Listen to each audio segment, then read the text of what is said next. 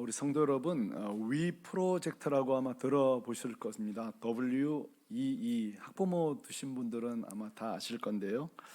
이 위 프로젝트가 뭔가 하면은 학교에서 우리 자녀들이 생활할 때에 조금 적응이 부족하다든지 학습이 좀 느리다든지 또는 어떤 사건이나 폭력에 의해서 우리 자녀들이 위기 상황에 놓였을 때에 이들을 이렇게 잘 돕기 위해서 2008년도부터 시작된 교육청의 자녀를 돕는 프로그램입니다. 제가 이런 제도가 생기면 사실 잘 돼야 되는 거잖아요. 예산만 쓰면 되는 게 아니라. 그래서 얼마나 이게 잘 되고 있는가, 지금 한 10몇 년 지났으니 조사하다가 보니까 재미있는 기사를 보게 됐어요. 그게 뭐냐면 작년 12월 6일 날 이 대전시 교육청이 위 프로젝트 대상을 무려 9번이나 받았다고요. 5번은 연속으로 대상을 받고 4번은 따로따로. 그러니까 세상에 수많은 지자체 중에서 이 대전시 교육청이 제일 자녀들을, 어려움 당하는 학생들을 잘 도왔다는 거죠. 그래서 제가 이제 좀 이렇게 찾아보니까 어떤 독특함이 있나 보니까 있긴 있더라고요. 바로 이것입니다. 모든 이제 교육청들이 고민이 그거든요. 이렇게 좀 여기저기 이렇게 강제 전학 다닌 학생들, 뭐 이렇게 어려움 겪는 학생들을 다 잘 도우려고 하는데, 특별히 대전시 교육청이 대단한 것은 뭐냐면 이거예요. 3가지인데, 첫째는 이 학생의 문제는 학생 개인만의 문제가 절대 아니다. 그래서 그 학부모, 학생, 선생님에서 소통을 굉장히 많이 한 거예요. 그냥 이 아이는 이제 틀려 먹었어가 아니라 그 아이를 끊임없이 대화하고 소통하고. 사실 이거 쉬운 거 아닙니다. 소통을 열심히 하는 거예요. 2번째는 이것입니다. 일단 우리 대전시 학생이 왔으면 우리가 절대 책임진다. 여러분, 이것도 쉬운 게 아닙니다. 때로는 귀찮아서 그냥 다른 학교로 보낼 수 있는 거잖아요. 근데 우리가 책임진다, 이거예요. 3번째가 끝까지 인내하는 것입니다. 인내하는 거예요. 제가 여러분 이 기사를 보다가 오늘 예배 시간에 우리 학부모들에게, 자녀들에게 좀 하고 싶은 말이 생겼어요. 첫째는 이것입니다. 자, 우리 학부모 여러분, 이 자녀를 잘 변화시키고 성장시키는 거는 이 교육청도 하기 힘든 일이니까 여러분 잘하고 계신 거예요. 때로는 자책하는 분들이 있어요. 이거 다른 집 애들은 잘 크는 것 같은데 우리 집은 왜 이러노? 자책할 때가 있는데요, 오늘 이 아침에 좀 위로를 받으세요. 자녀 교육은 쉬운 게 아니에요.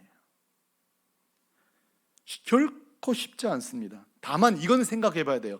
우리도 이 대전시 교육청처럼 잘 소통하고 있는지, 아이와, 그리고 잘 인내하고 있는지, 그리고 내가 정말 책임지려고 애쓰고 있는지는 한번 생각해 보셔야 돼요. 자, 오늘 이 2부 예배 자녀들도 앉아 계신데 여러분에게도 제가 좀 할 말이 있습니다. 그게 뭐냐면, 저도 이제 부모잖아요. 자녀들만 문제가 아니라 우리 부모들도, 죄송해요, 나이가 들수록 저를 비롯해서 우리가 점점 좀 고집스러워지는 것 같아요. 물론 안 그러신 어른도 있지만 저를 비롯해서 좀 소통도 우리가 안 하려고 하고, 내 말이면 법이요 그러기도 하고, 소위 제가 그러죠. 꼰대 짓을 할 때가 있단 말이죠. 그러니까 여기 있는 자녀 여러분, 그렇게 생각하세요. 부모도 변화되는 거 오래 걸립니다. 여러분도 인내가 필요합니다. 그러니까 이러고 보면 상호 노력이 필요한 것 같아요. 자녀들도 우리 부모를 보면서 좀 애쓰고 노력이 필요하고, 부모도 자녀를 보면서 좀 이 애씀이 필요하고단 말이죠. 자, 이처럼 사실 한 자녀의 문제는 개인만의 문제는 아니에요. 부모도 어떤 도움이 필요하고 자녀도 필요한 거예요. 그야말로 위기의 자녀, 위기의 가정들이 지금 참 많습니다. 그러면 말이죠, 오늘 제가 나누고 싶은 건 그거예요. 이런 위기의 자녀가 있을 때, 때로는 위기의 부모가 있을 때에 이 가정이 살아나려면, 자녀가 살아나고 부모가 살아나려면 도대체 어떻게 해야 되는가? 그게 저에게 오늘 관심사인데, 저는 좀 오늘 아침에 이렇게 좀 해보시라고 말씀드리고 싶어요. 설교하는 저도 오늘 제 설교에 제가 순종하려고 합니다. 그것은 바로 우리 예수님의 양육법을 우리가 잘 모방해야 됩니다. 누구의 양육법이요? 예수님의 양육법. 여기에 전적으로 여러분 답이 있습니다. 자, 물론 예수님은 자녀는 없으셨습니다. 그렇죠? 예수님은 육적인 자녀는 없으셨습니다. 그러나 기억하십시오. 12명의 영적 자녀는 길러보셨습니다.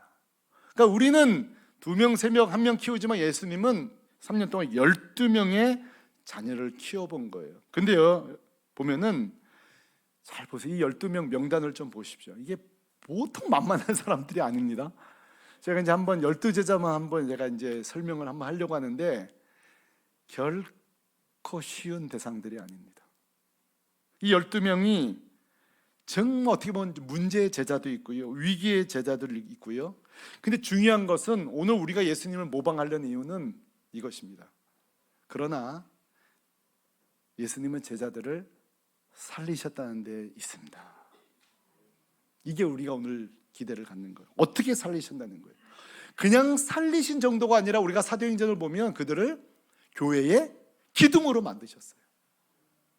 교회의 리더들, 나중에는 순교 자리까지 나가는 탁월한 하나님의 자녀들로 만들었어요. 그러니까 예수님은 누구에게나 이렇게 말할 수 있는 거예요.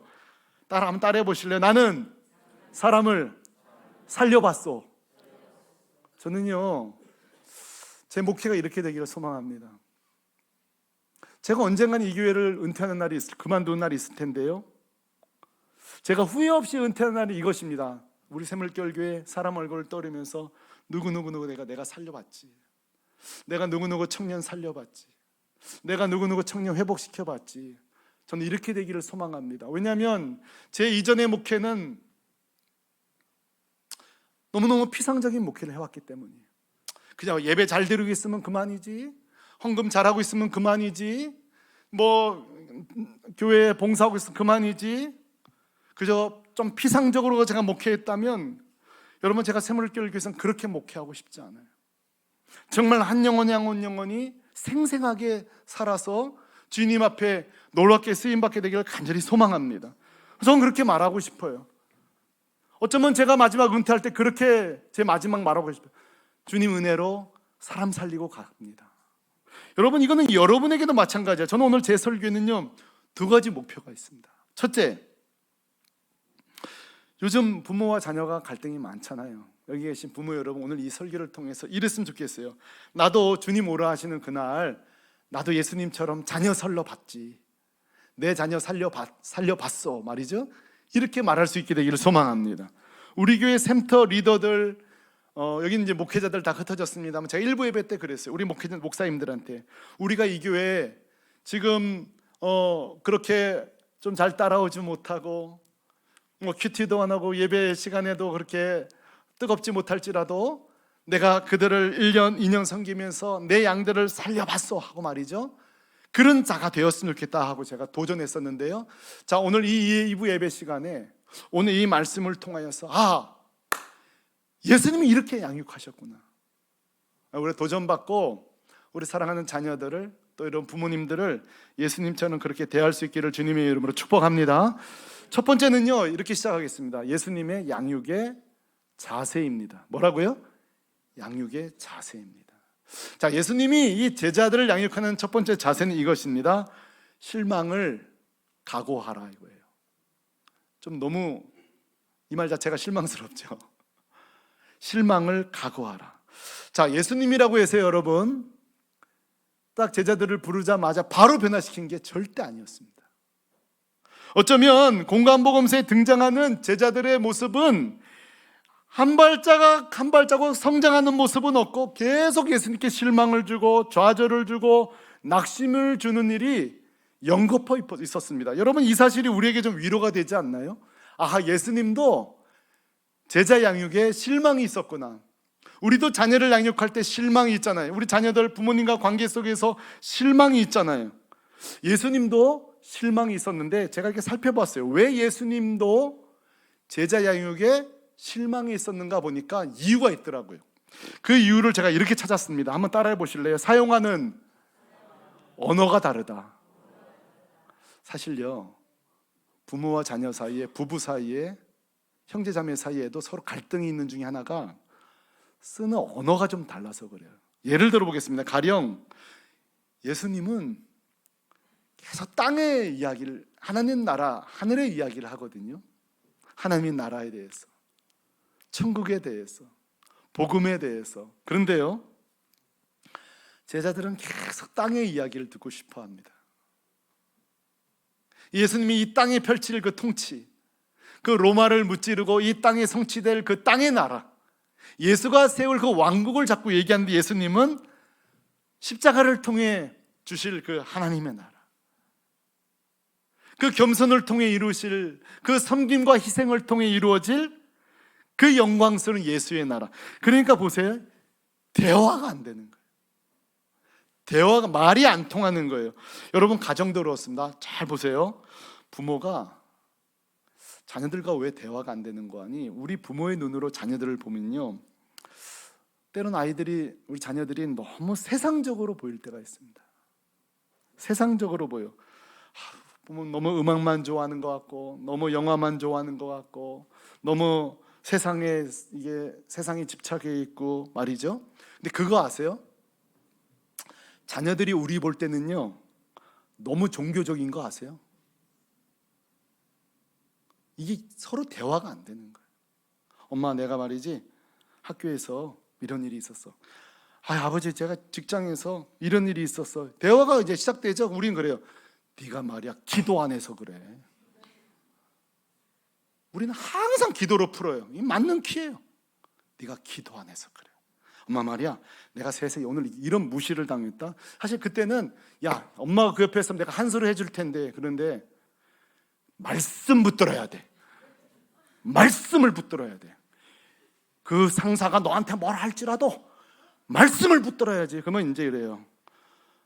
내가 다시 얘기를 해야 할까 엄마랑? 사실요, 우리는 한국어를 쓰고 있지만 전혀 다른 언어를 쓰고 있는 거예요.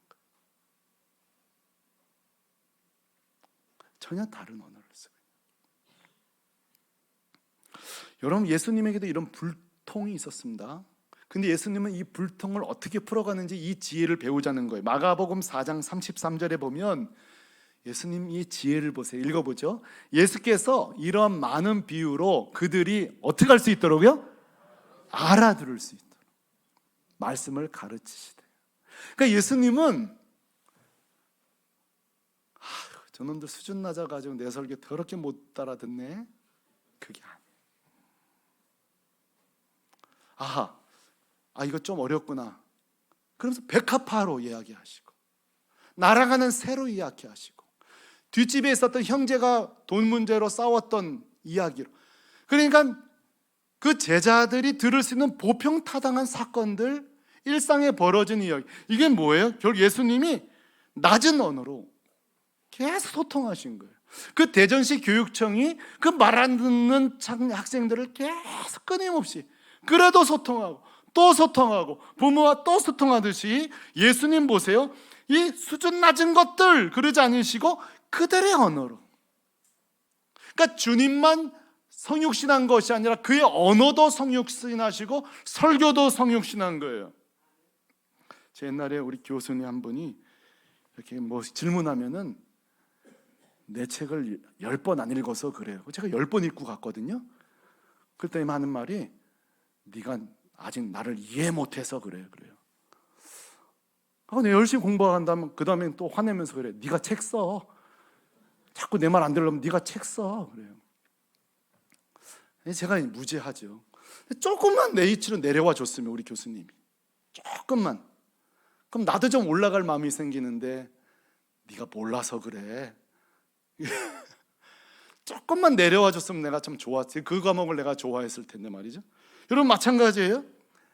여러분, 명설교자가요, 알아들을 수 없는 설교해놓고 너무 어려운 얘기 하시는가 보니, 목사님이 공부 많이 하셨는가 보네. 그래서 존경을 좀 받을지 몰라도 주님은 그렇게 하지 않으셨어요. 어린아이든 산속의 어르신이든 어부든 누구든 그 자리로 내려가서 그들이 경청할 수 있도록. 저는 한번 생각해 봐요. 우리 예수님이 그 제자 훈련이 너무너무 실망스럽지만 이놈들은 안 되겠구나, 이게 아니라 얼마나 우리가 그 자리로 내려갔는가 한번 생각해 보는 거예요. 반대로 자녀 입장에서 얘기해 보겠습니다. 우리 엄마가 말만 하면 왜 기도하라 그럴까? 우리 어머니는 왜 말만 하면 말씀 붙들어 이럴까? 아우 고리타분해. 이러지 말고 우리 자녀들도 한번 애써보는 거죠. 뭐 기도에 능력이 있긴 있는가 보네. 이거 그렇지 한번 생각해 보는 거예요. 진짜 우리 엄마 보니까 저 모진 고난 속에서도 말씀 붙드는 은혜가 있네. 그죠? 이 부모도 조금 내려오고, 그죠? 제자들도 조금 올라가는 거예요. 오늘 보세요. 마태복음 13장 36절에 예수님이 살짝 내려오니까 제자들도 올라가는 거예요. 제가 읽어볼게요. 집에 들어가시니 제자들이 나와 이르되 밭의 가라지 비유를 우리에게 뭐 해주소서? 설명해 주소서. 지금 제자들이 너무 어렵다가 아니라 관심을 갖는 거예요. 예수님도 한 발자국 두 발자국 내려오시니까 제자들도 이거 좀 더 들어보자. 주님 조금만 더 설명해 줄 수 있습니까? 조금만 더 설명해 줄 수 있습니까? 성도 여러분, 오늘 이 예수님의 이 양육이 우리 가정에 성취되기를 소망합니다. 부모 입장에서 자녀 입장으로 말이죠. 반드시 이 부부도 마찬가지예요. 이것이 오늘 우리가 처음으로 좀 생각해야 될 출발점이고, 둘째는 이것입니다. 이게 저는 참 인사이트가 있었는데, 그것은 뭐냐면 양육의 방법인데 한번 따라 하실래요? 삶의 본을 보이라. 아주 평범한 여러분 알고 있는 내용이죠. 근데 이렇게 생각해 보세요. 그들은 지금 따라올 생각이 제자들은 전혀 없어요. 지금 설교도 안 듣는데 뭘 따라오냔 말이죠. 근데 여러분 예수님의 전략을 보세요. 그들이 내 설교를 경청하듯 하든 말든, 나를 지금 따라오든 말든 관계없어요. 지금 뭘 말씀드리고, 예수님은 그들이 듣던 따르던 관계없이 계속 본을 보이신다는 거예요. 잘 생각하세요. 요한복음 13장 15절 제가 읽겠습니다. 굉장히 중요해요. 제가 질문하면서 읽을 거예요. 내가 너희에게 뭐한 것? 말한 것이 아니에요. 지금 말한 게 아니라 행한 것 같이 너희도 뭐하게? 하여 뭐를 보였노라? 저것입니다. 부모 여러분, 우리 아이들이 기도 안 해요. 우리 아이들이 성경도 안 봐요. 반대로 우리 자녀들이 혼자 예수 믿는데 우리 아버지가 기도도 안 해요. 우리 어머니 교회 나올 생각도 안 해요. 아이고 틀려먹었다가 아니라, 예수님은 언젠가는 내가 산 대로 살겠지. 따라합시다. 언젠가는 내가 산 대로 살겠지. 여러분 아멘이십니까? 바로 그거예요. 이게 우리와 예수님의 다른 점이에요. 말해도 못 알아먹네. 그러면 이거 예수님은 보여줘 버리면 되지. 이게 예수님의 탁월함이에요. 예수님은 내가 너에게 행한 것 같이 너희도 행하게 하려 계속 보인을 보는 거예요. 그러므로 사랑하는 우리 성도 여러분, 우리의 말에 씨알도 안 먹히고 아무리 복음을 내도 움직임이 없을지라도 언젠가는 내가 산 대로 살겠지, 언젠가는 내가 산 대로 살겠지, 이 믿음을 가지고 주님처럼 계속 본을 보이는 여러분 되시길 바랍니다. 우리가 기도한 대로, 우리가 말씀의 본을 보인 대로 말이죠. 그래서 마태복음 9장에도 보면요, 제자들이 따라오든지 말든지 관계없어요. 하나님이 주님의 일상은요 늘 본을 보이는 거예요. 두루 다니면서 복음 전하고, 두루 다니면서 말씀 가르치고, 두루 다니면서 약한 것들을 고치시는데, 자 보세요. 사도행전 가면요 사도들이 똑같이 합니다. 사도들이 똑같이 합니다. 여러분 이 은혜를 우리에게도 주실 줄로 믿습니다. 우리 가정에도 주실 줄로 믿습니다. 그 이어령 박사가 딸이 죽으면서 보여준 그 신앙의 모습을 보고, 그 아버지가 딸을 보고, 딸이 살아온 삶을 보고 그 인생이 똑같이 행한 것처럼 자녀가 믿음으로 살 때 그 믿음을 보고 부모가 바뀌는 거 말이죠. 그러므로 예수님은 항상 언행일치, 들리는 복음과 보이는 복음으로, 말하는 귀로 들리는 복음도 있지만 삶으로 보이는 복음으로 언젠가는 내가 산 대로 살겠지 말이죠. 이번에 우리 곽상원 집사님 천국 가시면서 3일 동안 우리 애들에게 너무너무 놀라운 모습을 보여주셨잖아요. 장례식에 모든 성도가 그래요. 목사님, 나 그날 못 가가지고 그거 못 들었다고 다시 해줄 수 없냐고. 네. 우리 지난번에는 우리 권진희 자매가 성도가 어떻게 죽을 것인가 정말 영적 레전드를 보여주고 갔잖아요. 죽음을 앞두고 이 귀한 30대 집사님이 가족들 다 축복해주고 자기가 찬송 부르면서 천국 간 것처럼, 이번에 우리 곽 집사님 죽음 앞두고 3일 전에 오전 오후 3시 9시 기도실 가서 큰 소리로 방언으로 기도하고, 아들 불러서 믿음 좋은 아들이 되거라, 아빠의 진심으로 말한다, 아내에게 사랑한다 고백하고, 하나님 가까이 천국 가니까 좋냐 할 때에 할렐루야지 말하고, 금요일 7시 38분에 여보 내가 갈 때가 된 것 같다고 하면서 주님의 부르심 앞에 순종하고, 토요일 오후 1시 53분 제가 기도할 때 눈물을 쏟으시고 4시 13분에 천국 입성하셨습니다. 할렐루야. 그 장례식에 참여했던 한 청년이 저한테 그래요. 목사님, 어떻게 저렇게 영화처럼 가실 수가 있어요? 그 장례식을 보고 청년이 그러는 거예요. 목사님, 영화처럼 천국 가셨다. 내가 그랬어요. 영화지. 연출자가 총감독이 성령님이시다. 총감독이 성령님이시다. 왜냐하면 성령이 아니고선 이렇게 할 수가 없는 거예요. 성령이 아니고선 이렇게 할 수 없는 거예요. 우리는 그날 장례식을 참석한 게 아니라 성도가 어떻게 죽어야 하는지 신앙의 본을 배우는 학습날이었어요. 여러분, 이게 뭐예요? 보이는 복음이에요. 보이는 삶이에요. 그러니까 예수님은 이게 제가 배우고 싶은 거예요. 이렇게 하면 낙심이 없을 것 같아요. 내가 지금 양육하고 있는 샘터지기들, 청년들이 변화가 없더라도 목회자가 보여주는 거예요. 언젠간 내가 산 대로 살겠지. 언젠간 내 자녀들이 내가 보여준 대로 살겠지. 언젠간 내 샘터 식구들이 내가 보여준 대로 살겠지. 언젠간 내 아버지 내 어머니가 내가 아들 딸이 산 대로 살겠지. 할렐루야. 이게 예수님 방법이에요. 세 번째입니다. 참 이게 예수님이 우리 배울 게 너무 많은데, 그것은 이것입니다. 제자들을 기도의 대상으로 바라봤다는 거예요. 이게 지금 감이 안 오시죠? 자, 요한복음 2장 32절을 들으시면 이 감이 올 거예요. 제가 읽어볼게요. 예수는 그의 몸을 그들에게 뭐 하지 않으셨다고요? 여기 의지하지 않았다는 뜻이에요. 이는 친히 모든 사람을 아심이요 그랬습니다. 잘 들어보세요. 예수님은 제자들에게 막 실망시키고 낙심할 때마다 이렇게 생각했어요. 너희들은 내 사랑의 대상이지, 기도의 대상이지, 의지의 대상이 아니었던 거예요. 그러니까 실망하지 않은 거예요. 그죠? 제자들을 내가 저놈들 빨리 키워가지고 열매 거둬야지, 그거는 미래적으로 보시고 항상 기도의 대상으로 보신 거예요. 늘 사랑을 줘야 될 대상으로 본 거죠. 여러분, 이게 참 양육에 큰 도움이 됩니다. 우리 목회에 큰 도움이, 사람이 변화가 없을 때도 큰 도움이 되는데, 재밌는 것은요, 이들이 훗날 의지의 대상이 되잖아요. 초대교회 기둥이 되고 말이죠. 그러니까 예수님은 제자들이 보세요, 배신해요, 도망쳐요, 뒤통수 쳐요, 맨날 싸워요, 다퉈요. 하여간 예수님 정말 머리 글쩍글쩍할 때가 너무 많았을 거예요. 그때마다 여러분 보세요. 누가복음 22장 39절에 보면 항상 습관을 따라 어디에 가셨다고요? 감람산에 가신 거예요. 기도 제목 좀 들어보실래요? 40절에 같이 읽어요. 시작.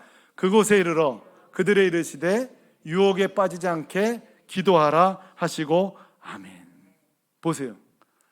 주님, 저들을 좀 도와달라. 하나님, 저들을 불쌍히 여겨달라. 저들이 죄에 빠지지 않게 해달라. 오늘 우리들도 마찬가지입니다. 꼭 기억하십시오. 때로는 자녀가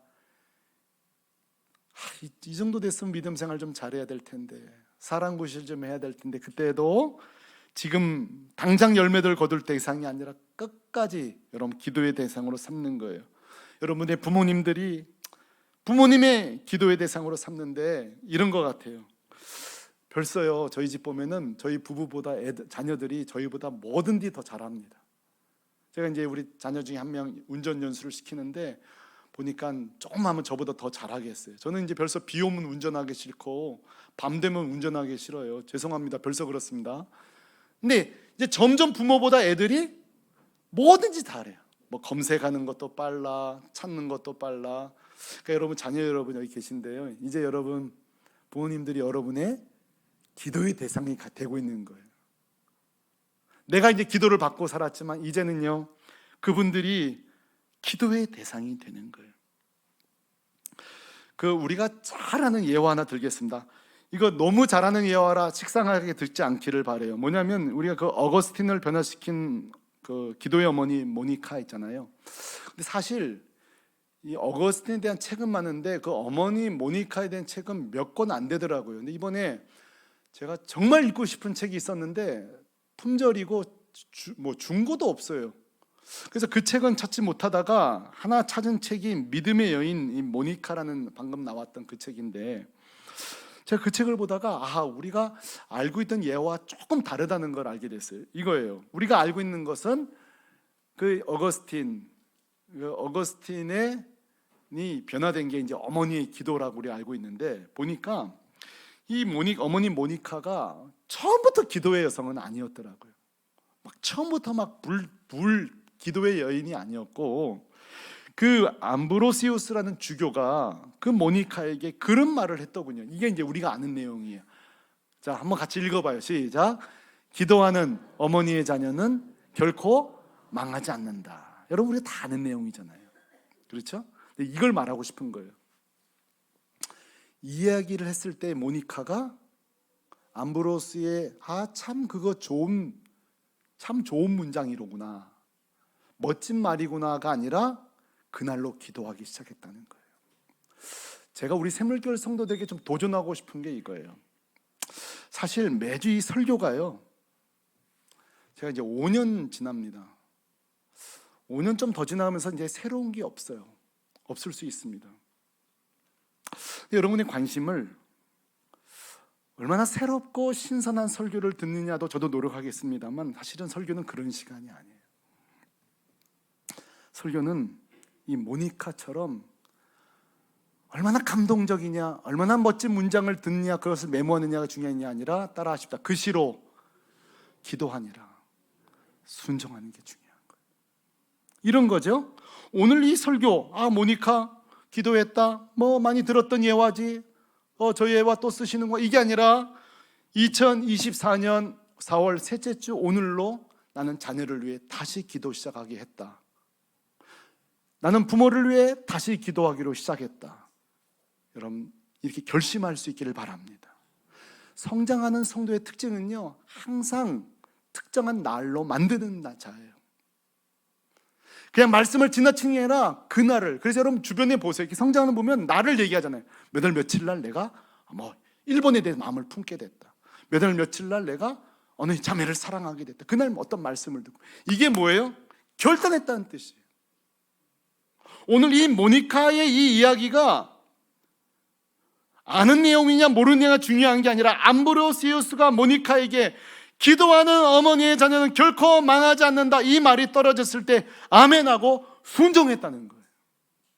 나 우리 샘물교회 성도들이 그런 자들이 되기를 소망합니다. 그렇게 따지면 매주가 부흥회가 되는 거예요. 매주일 설교가 결단의 날이 되는 거예요. 특별한 날이 되는 거예요. 나 오늘 이걸 결단했다고, 이걸 결심했다고. 여러분, 그 순간에 여러분요, 설교는요, 뼈난 설교가 되는 게 아니에요. 뼈난 예화가 되는 게 아니에요. 인생을 바꾸는 날이 될 줄로 믿습니다. 기도하는 어머니는 변하지 않는다. 어머니의 자녀는, 기도하는 자녀의 부모도 결코 망하지 않는 거예요.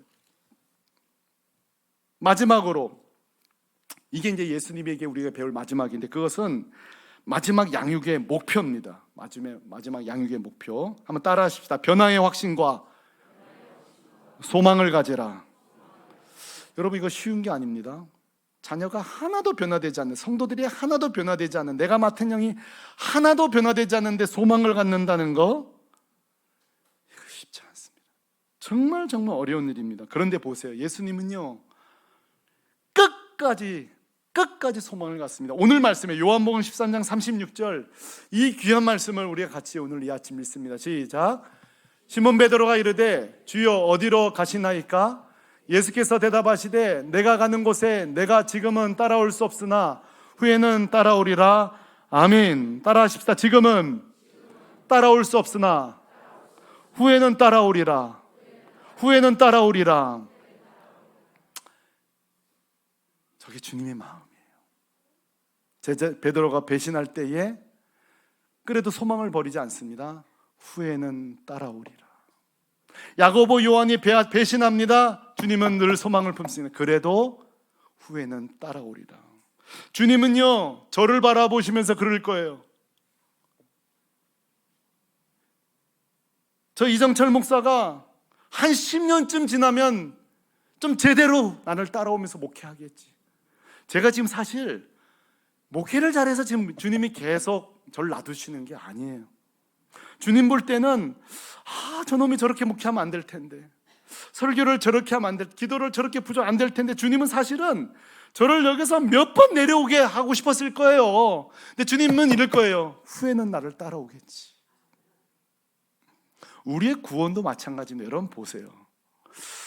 우리가 그 예수님의 십자가 보혈 때문에 이 떵떵거리고 사는데요, 한번 생각해 보십시다. 주님이 구원받은 뒤에 우리의 행위를 쭉 보면서 이러고 싶지 않았을까요? 저는 도대체 저게 구원받은 놈 맞아? 아니 저게 구원받은 사람 맞나? 주님이 이런 마음 없어요. 그 완전하신 분이 그 엉터리 우리를 보면서 이런 생각 안 하실까요? 근데 왜 우리의 구원이 오늘 취소되지 않고 유지되는지 아세요? 하나밖에 없어요. 후에는 따라오리라. 이거밖에 없어요. 이거밖에 없어요.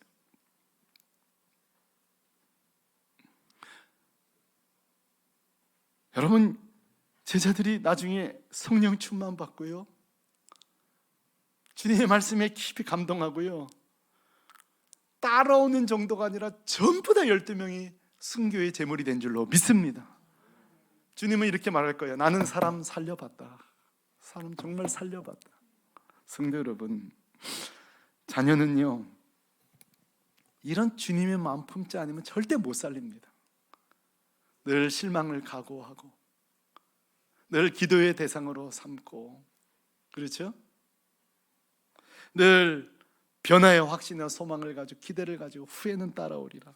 후에는 따라. 자녀 여러분, 여러분도 마찬가지. 여러분의 부모님이 실망스럽고, 언제 예수 믿나 낙심되지만, 그래도 실망하지 말자. 계속 본을 보이고 말이죠. 자, 사랑하는 성도 여러분, 여러분에게 도전합니다. 이번 주 또 한 주가 시작되는데, 우리 새물교회 성도 입술에서 직장 동료 누군가 내가 살려봤다, 이런 고백이 나오기를 소망합니다.